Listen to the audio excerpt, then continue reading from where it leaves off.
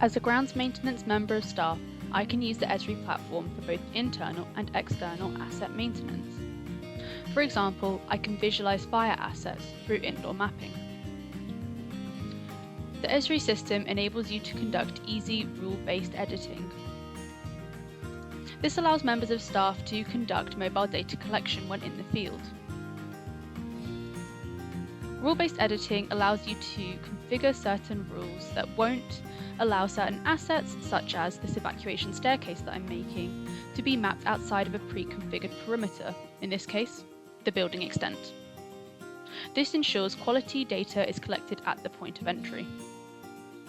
The Esri platform allows you to create surveys using simple drag and drop functionality to create a certain set of questions.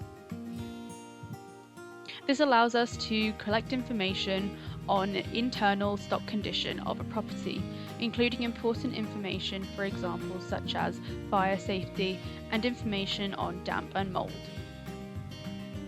And we can then share this information with tenants as necessary. The Esri platform also allows us to conduct external maintenance of a property through mobile editing in the field.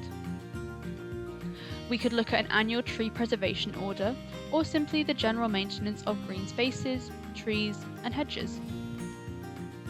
This map-centric mobile data collection tool allows us to upload points when in the field.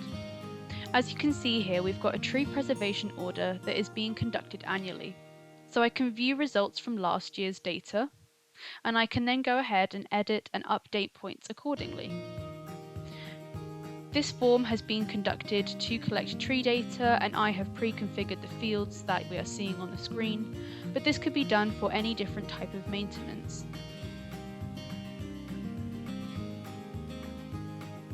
As a member of staff working in grounds maintenance, using mobile data collection reduces the need for spending money on external surveying activities, and it empowers field staff to conduct data collection themselves.